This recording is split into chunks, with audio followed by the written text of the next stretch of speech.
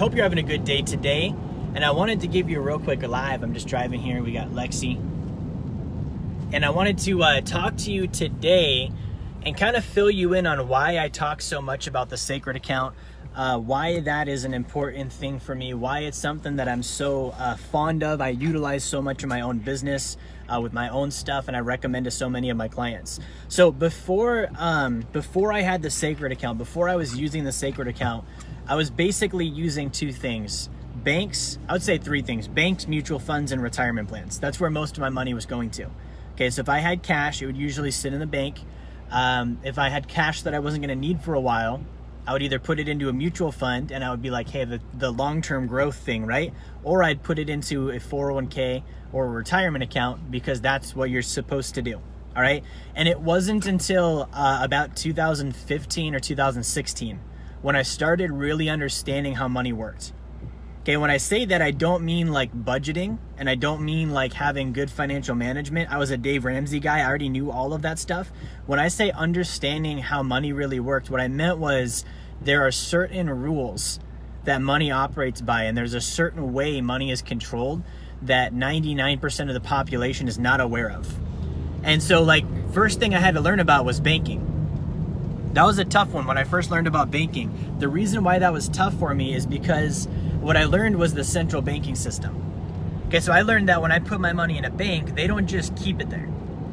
Okay, and you're like, well, obviously, yeah, they've got to make money. Yeah, but you don't understand to the extent. When you understand to the extent that this happens, you realize how much of a Ponzi scheme the whole system is, and you stop wanting to put money in banks. That's where I was at. So I was like, all right, well, when I put my money in a bank, I thought, maybe they invested a little bit and they keep most of it on hand. What I learned was if I gave them $1, they were allowed to take that $1 and they were allowed to give that $1 to 10 other people simultaneously at the same time, charge them all interest, and they were paying me absolutely nothing. Now, when those 10 other people got that dollar that was loaned to them, guess what they did? They put it in their bank too. Guess what their bank did? Their bank did the same exact thing. And so I realized, man, banks are making 50, 60, 100% returns on my money and paying me absolutely nothing.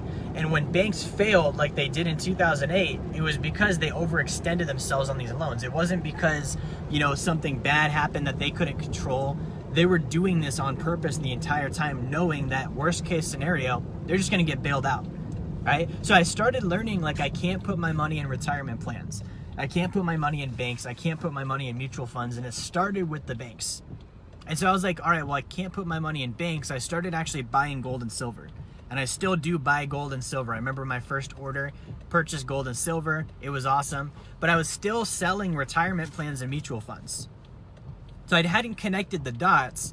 When banks print all of this fake money, and this fake money goes into the hands of a consumer, and the consumer then purchases publicly traded products and services, it makes the stock market go up. So one could realize the more money that gets printed, the better the market does. And I did make that connection. It was actually that movie, The Big Short, when I realized how connected the whole thing was. When people want the market to go up, they just do whatever they need to do to make the market go up. If they want the market to go down, they do whatever they need to do to make the market go down. And the actual culprit behind this is the Federal Reserve banking system. They print money, they lower interest rates, the market does incredible. They want the market to go down, they stop printing money, they raise rates, and the market starts to calm down. They literally can control it on a button. And so the reason I talk so much about the sacred account is because when you're putting your money in a bank, you're doing yourself a financial injustice. You're literally allowing yourself to be stolen from. You're literally like imagine lending me money, like saying, all right, I said, hey, Adam, I'm hard up for cash. Can you lend me some money? And you're like, oh yeah, Jerry's a good guy. Let me lend him some money. So you do, and then you find out that I loaned your money to 10 people at the same time, made a 50% return, and didn't pay you anything. You would be kind of pissed. You would be like, Jerry's kind of an asshole. I'm not going to lend him money anymore because he just made a bunch of money on it, didn't tell me about it, and basically just paid me nothing and took all the profits. Now, that's not bad if I told you about it and you were going to get a cut. And I was like, hey, Adam, I know how to make 50% with your money. If you lend it to me, I'll give you some. Then you'd be like, okay, as long as I understand the risks associated, maybe I'll do that. But banks don't do that. So I realized, okay, I can't put my money in banks. I realized what mutual funds are about. I was like, I can't put my money there. I also realized that retirement plans are literally created by the IRS, who I hate. I'm not going to put my money there either. Where am I going to put my money? And for a while, it was just gold and real estate. Gold and real estate. I would buy gold and silver, and I would put money in real estate deals. That was it. I didn't put my money anywhere else. And I was a Dave Ramsey guy. So again, ironically, I was actually against whole life insurance. I thought whole life insurance was a scam. I thought it was terrible. And in 97% of all cases it is, because agents design them poorly just to get commissions.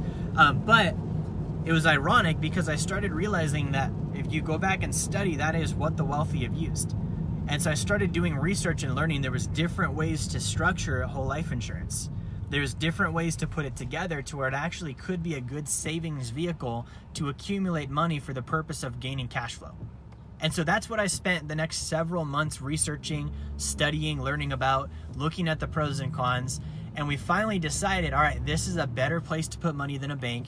It's a little more liquid than gold and silver. I still do gold and silver, but not all of it. And it's a little more liquid than real estate. And it's a great place to store that money until I'm ready to buy real estate.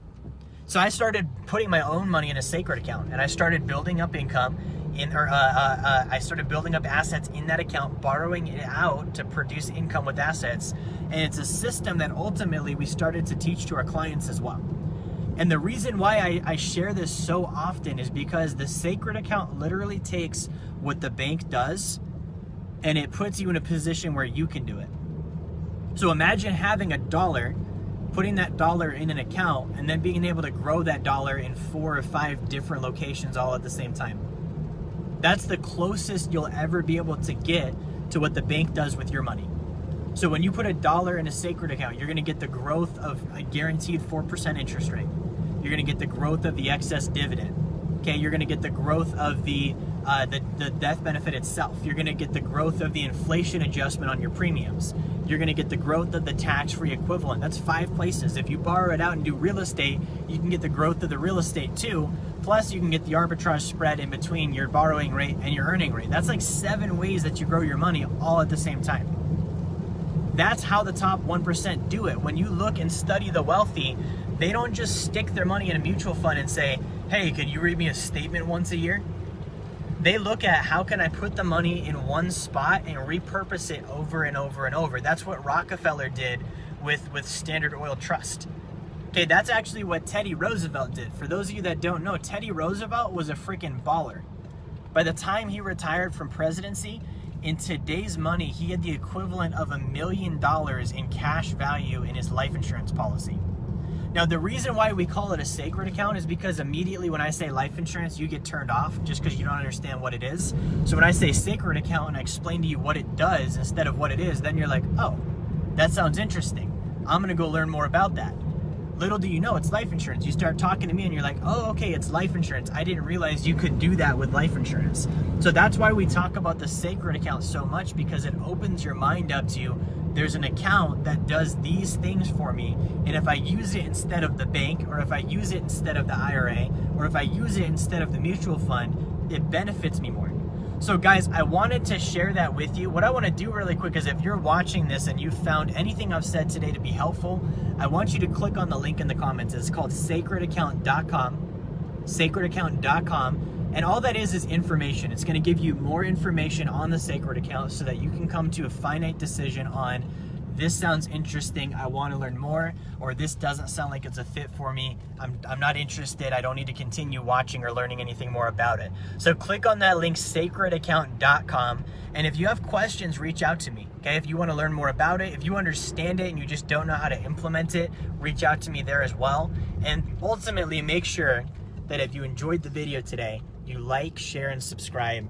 Thank you for watching. I'll talk to y'all next time.